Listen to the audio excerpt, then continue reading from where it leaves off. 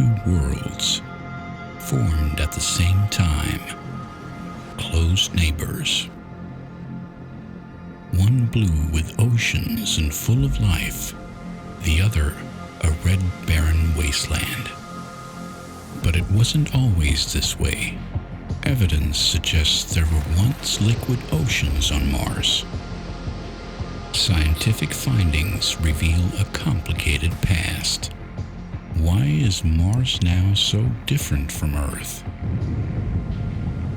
This is what we must explore and discover. And if life did evolve in Mars' ancient oceans, what happened to it? How far along did it get? Did it go long enough for complex life? It opens up the possibility that the universe is full of life. So, let's explore the Red Planet.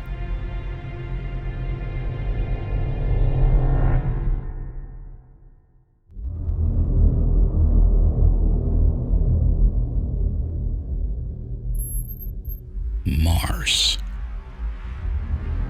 Our closest planetary neighbor is a desert world. Its surface red with rusted sand and barren rock. But beneath the dust, Mars bears the marks of a former life. 4 billion years ago, Mars was a very different planet.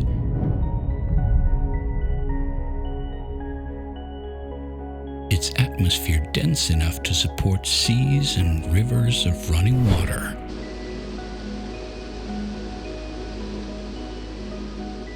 What we believe are the conditions for life to emerge. But today, that energetic world is gone. Its rivers run dry.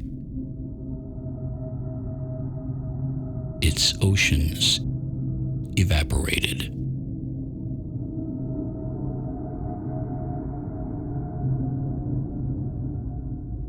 In stark contrast, clearly visible from the surface of Mars, is its neighbor, Earth.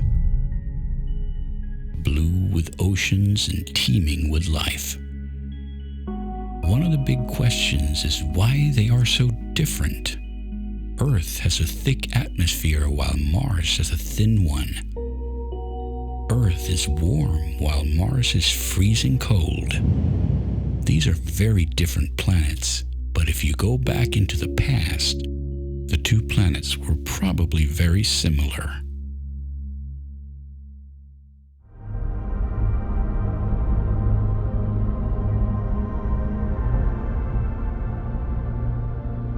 $4.6 billion years ago,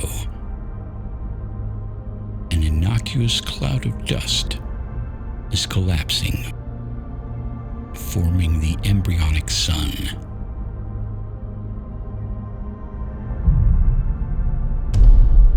Swirling around it, the remnants of the dust cloud are slowly drawn together by gravity. It forms 8 new worlds. Among them, our small neighbor Mars and our home planet Earth are both rich in elements such as carbon, metals like iron, and crucially, water. But despite the many similarities at birth, their difference in size and distance from the Sun set them on very different journeys. To find out why they ended up so different has taken decades of groundbreaking exploration.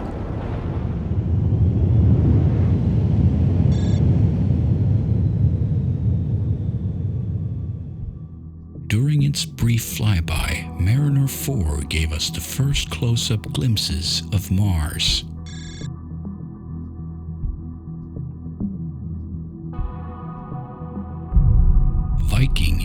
first to successfully land on Mars. But the most surprising revelations come from the rovers, Spirit and Opportunity. Expected to last merely months, Opportunity continues to explore for 14 years and discovers evidence of ancient flowing water. Over 50 years of exploration has revealed intriguing clues suggesting Mars has a surprisingly watery past. There's evidence of once flowing rivers now dry. There's also evidence of catastrophic floods eroding the surface. And the surface of Mars is littered with tiny round rocks, nicknamed blueberries, what geologists call concretions. These typically form when rocks are soaked in water over a long period of time. Were conditions on Mars once suitable for life? To find out, a new generation of spacecraft is investigating.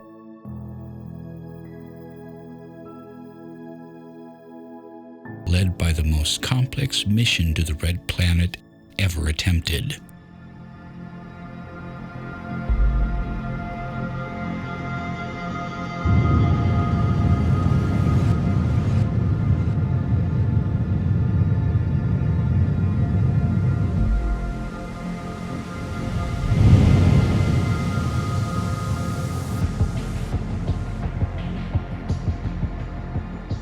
Mars has a unique set of challenges compared to other planets we visit. It has an atmosphere, but it's very thin, so it's not enough to decelerate the spacecraft. However, it is enough to incinerate the craft should something go wrong during re-entry.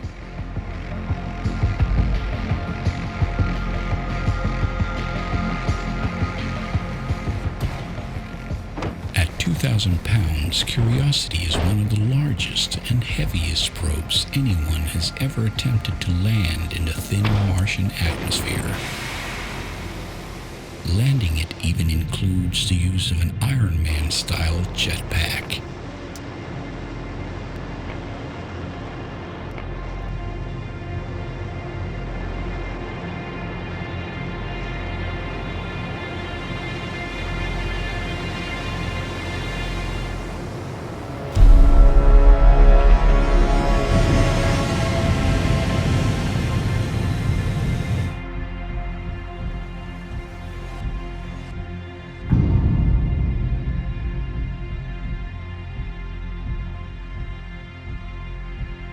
Once the wheel sends the surface, a transmission is sent to Earth signaling its successful landing.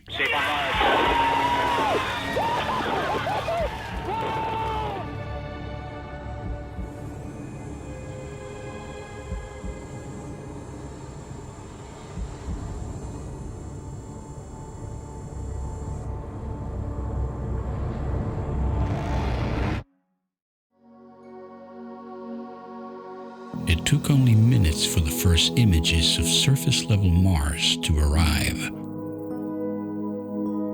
Curiosity has touched down in Gale Crater, the remains of an asteroid impact about 100 miles wide, thought to have been home to ancient lakes and rivers.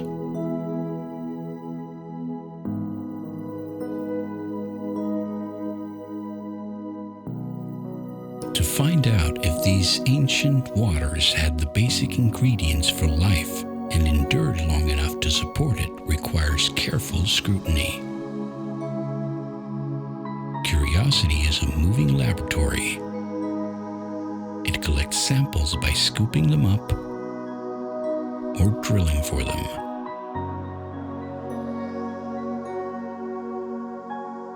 "61 days after landing, Curiosity takes the first of many scoops of soil. Analyzing the surface of the crater reveals something surprising. Not only is there water molecules present, but also a small amount of carbon-rich organic material.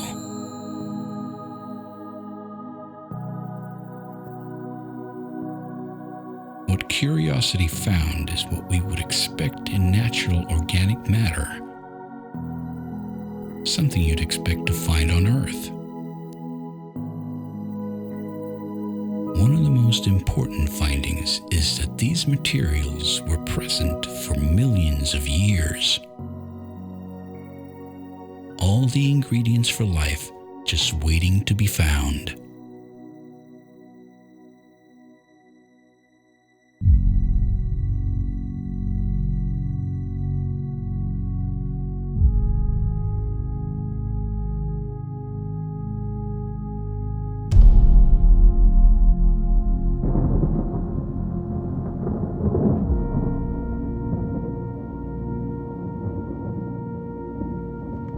For hundreds of millions of years, Mars is a water world, rich with the building blocks of life. Rain falls, rivers flow, and in the northern hemisphere, evidence suggests water collects in a vast sea bigger than the Arctic Ocean. It covers a fifth of the Martian surface. The red planet was once blue.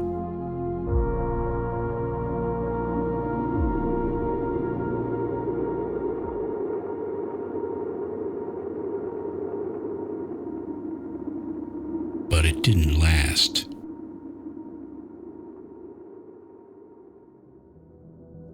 Today, only one blue planet survives.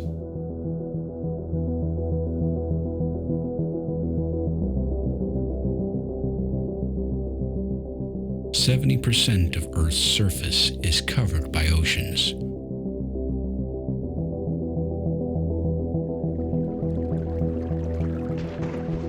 Under the waves, up to 1 million species thrive.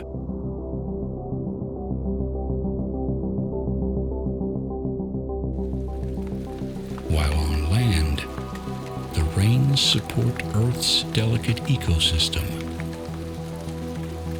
providing a home for complex life to evolve. But our planet hasn't always been so hospitable.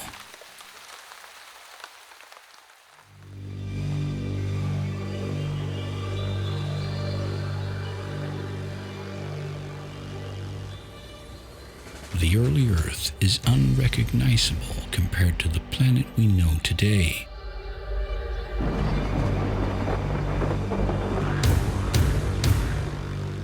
Chemical analysis of our planet's oldest rocks reveal our atmosphere was choked with carbon dioxide, spewing from our countless active volcanoes, making its newly formed oceans acidic.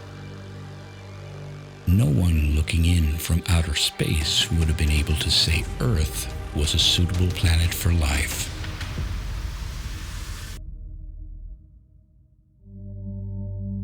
But then, everything changed. Clues as to what happened can be seen when the moon rises in the night sky above us. Carved into the moon's surface are vast areas of craters and lava fields. Traces of a violent past revealed by the lunar landings.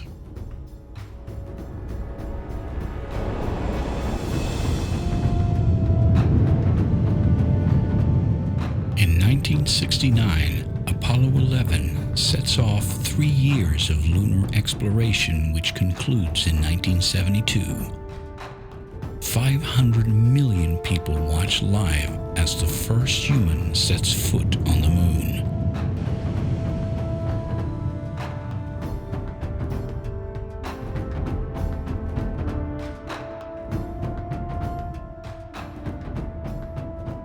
total of 6 landers successfully land.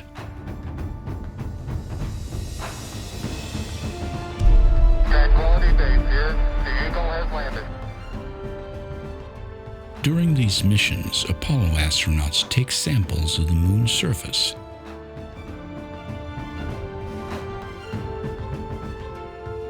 The age of the rock they collect suggests that the majority of the craters form in a narrow window of time peaking 3.9 billion years ago.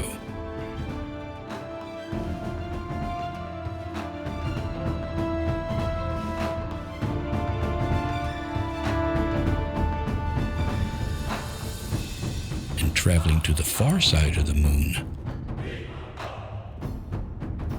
a side we never see from Earth, reveals even more.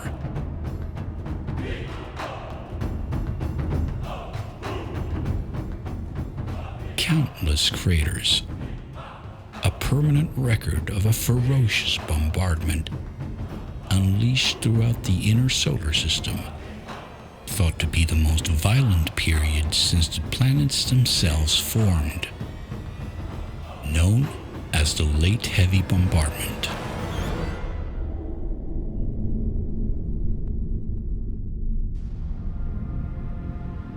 Around 4 billion years ago, while the outer planets are settling into their orbits, it's thought they disrupt a cloud of icy objects circling the edges of the developing solar system, sending many hurtling in towards the sun. Countless of these objects smash into the inner planets.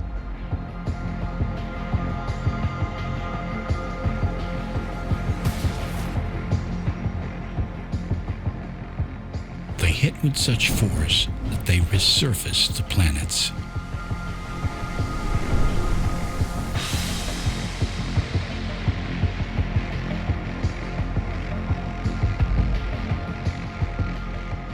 As rocky asteroids fragment in Mars' atmosphere, havoc reigns on every corner of the planet.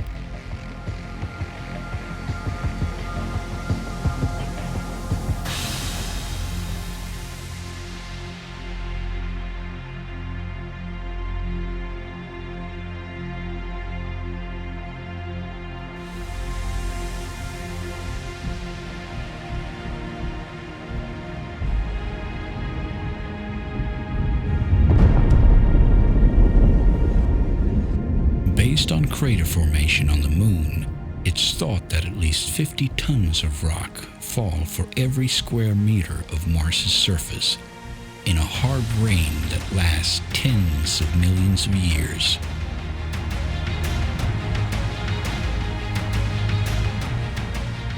Over a third of the planet's crust is resurfaced as Mars descends into chaos.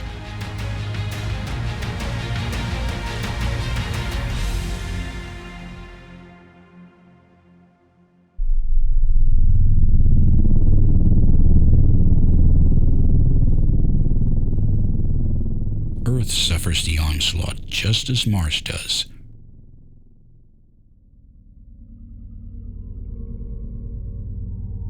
Relentlessly smashed by falling rock. Both planets endure a catastrophic pounding.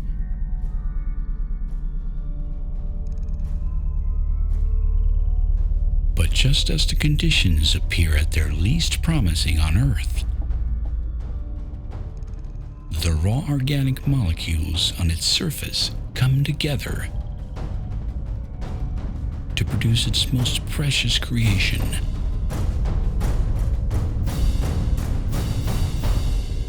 Life.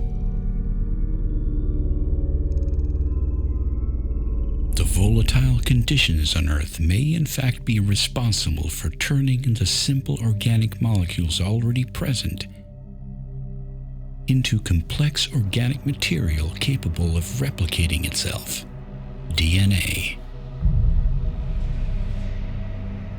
We don't know exactly how and where life arose on Earth, but many scientists point to underwater hydrothermal vents as a likely place. Volcanic activity erupting deep in the oceans would create a highly energetic system that would make the emergence of life more likely. And the emergence of life need not be limited to one planet. If it happened here, there's no reason it couldn't have happened on our twin planet. But how can we be sure that the catalysts of life were present on Mars so long ago?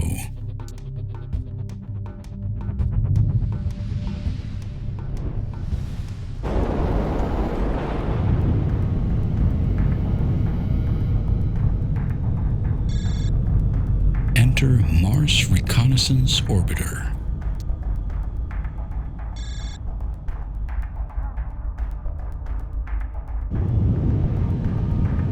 Its mission: to investigate the ancient seas of Mars and search for conditions that could give rise to life.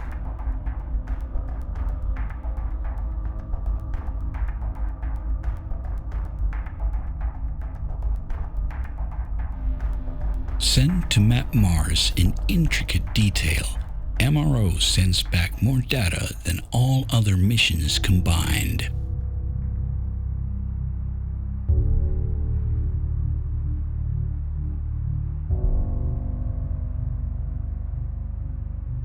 MRO's various cameras build up a map of Mars every day, including daily weather maps and super high-res images.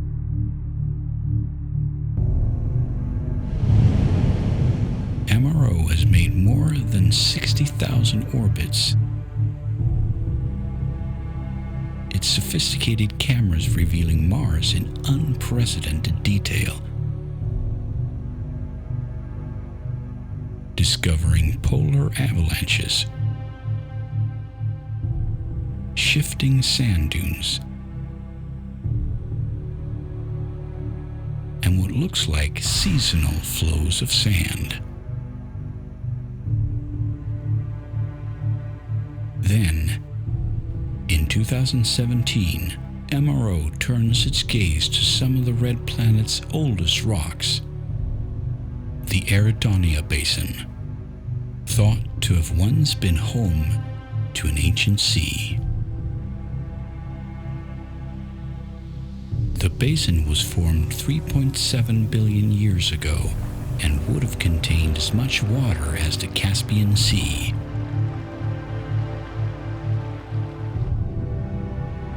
And it's on this ancient seabed that MRO sees something remarkable. A possible catalyst for life.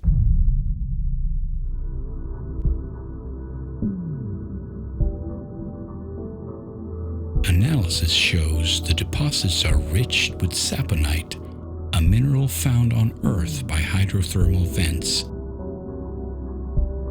suggesting that in the past Mars not only had the ingredients for life, but also an active environment that would help life come into existence. Coincidentally, the age of the Eridania Basin is about the same as when we think life started out on Earth, and the conditions were so similar that it would not be unreasonable to expect Mars to have undergone the same process. But then, right as life might have been taking hold, something changes on Mars. Forever.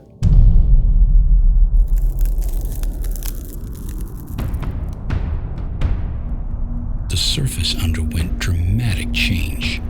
The climate got colder. What water there was froze and was eventually transported to the poles that we still see today.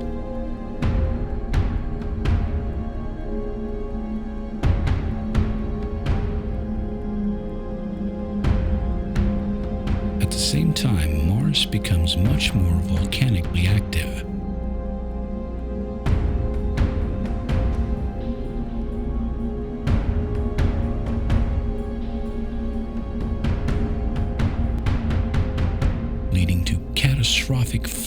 all over the surface.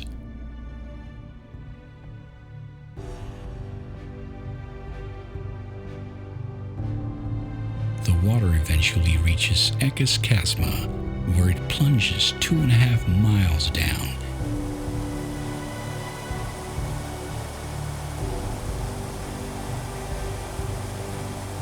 Giving rise to the largest waterfall the solar system has ever known.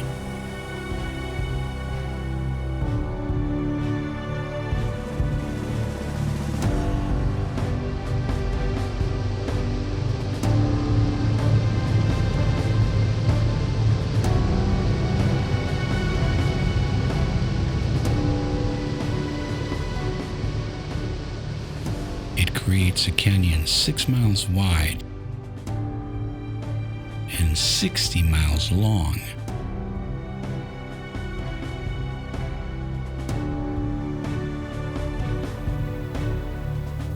Once the flooding stops, the water disappears. The canyon itself, the only proof that it was ever there.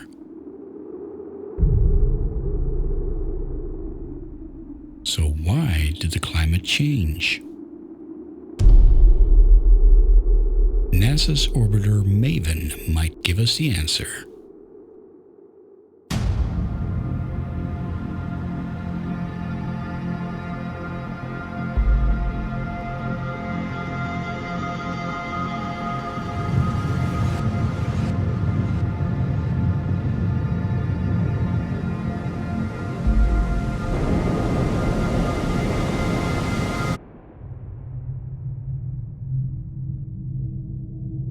Arriving in Mars orbit in late 2014, it has a very specific task: to find out what processes could have changed the planet's climate so drastically.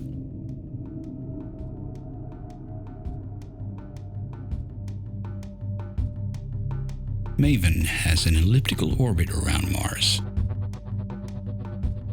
At its highest point, it's 6,000 kilometers from the surface, and on its lowest point, merely 150. This enables it to see every aspect of the atmosphere. Previous probes have been more focused on geology and surface features. MAVEN, on the other hand, is focused on the upper atmosphere and has a new set of onboard instruments specifically tailored to its task. Instead of looking at large features, these instruments focus on atoms and molecules.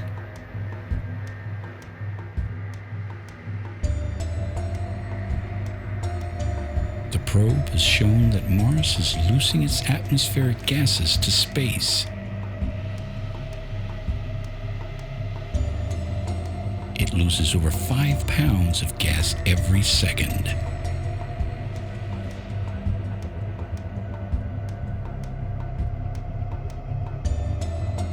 This is the same process that started Mars's climate change over 3.5 billion years ago.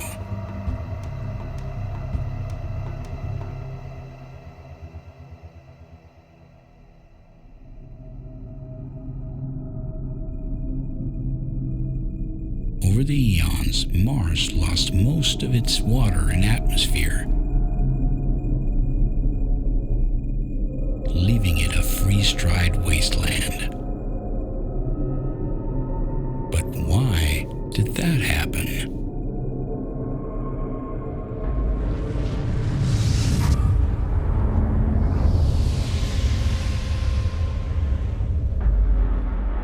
The surface of the sun burns at a sweltering 1 million degrees. It releases a whirlwind of highly charged particles. They travel at hundreds of miles per second. We call it solar wind.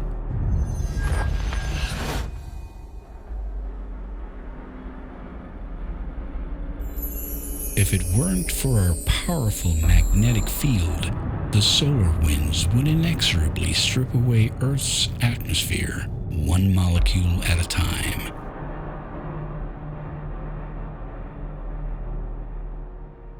You may have even seen this magnetic field.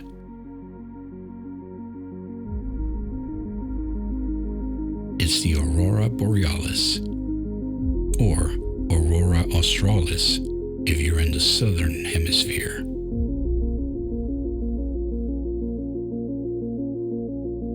Though it's mostly visible at the poles, it tirelessly protects the entire planet. It's generated deep within Earth's molten core. Electrically conductive liquid iron swirls around, forming a massive magnetic field that envelops the Earth. Mars too had a molten core, generating the same kind of protective shield around the planet.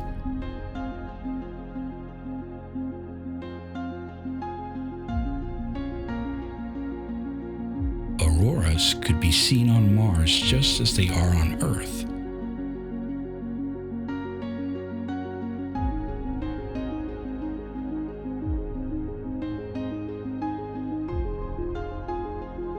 But then something changed. The shield went away. Lasting only 500 million years, the magnetic field of Mars flickers out of existence. No more auroras will ever graze the surface.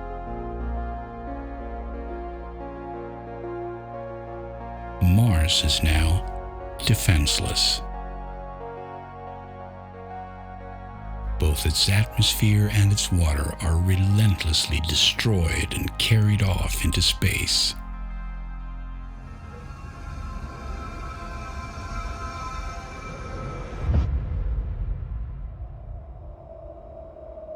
So the question then becomes, why did the shield die?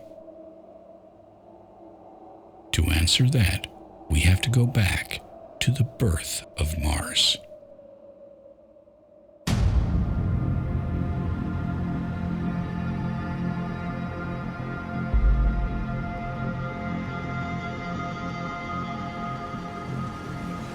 When the inner planets were forming some 4.6 billion years ago, Mars forms farther from the Sun. This results in a smaller planet than Earth because its formation zone is less dense in material. And because Mars is so much smaller, it has less thermal energy. When it comes to forming planets suitable for life, it would seem size really does matter. Smaller objects simply cool faster. This one simple fact seals the fate of Mars.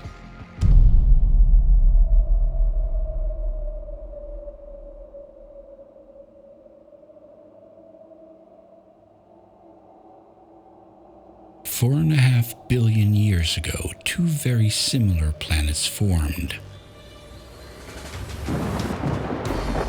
At first, they are nowhere near hospitable to life. But as time moves on, they gain both water and warmth. They both survived the late heavy bombardment.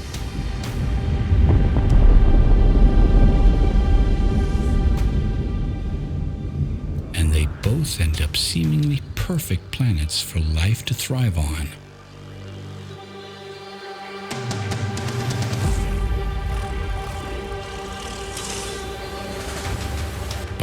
Mars seems as perfect as Earth.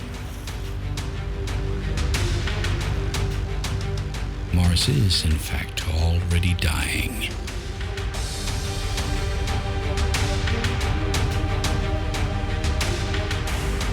It loses its oceans.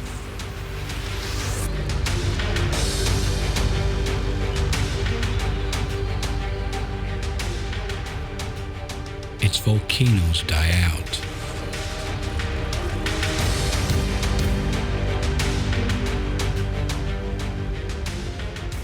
Once the molten lava freezes into stone,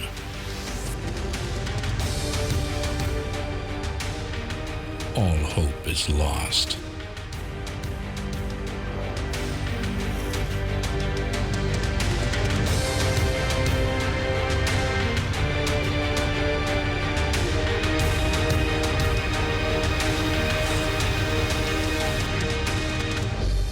Today's dusty, dry Mars is a far different place than its illustrious past.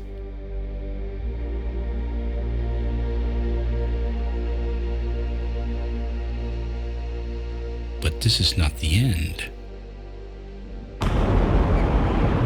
Soon, there will be new spacecraft arriving at Mars. ExoMars,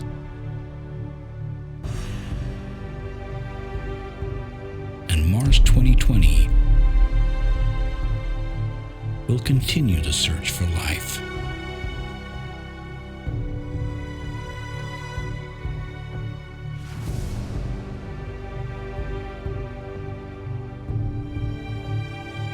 And beyond that, NASA's Orion will be our first step towards sending humans to Mars.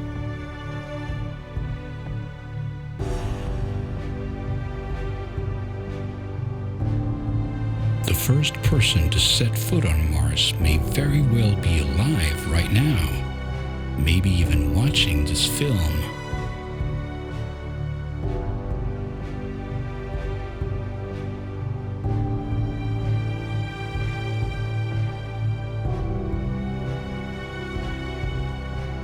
And if we do find life on Mars, what then? The consequences would be truly earth-shattering. If life can develop independently on two different planets in the same solar system, then life must be everywhere. A universe where life is not the exception, but the rule.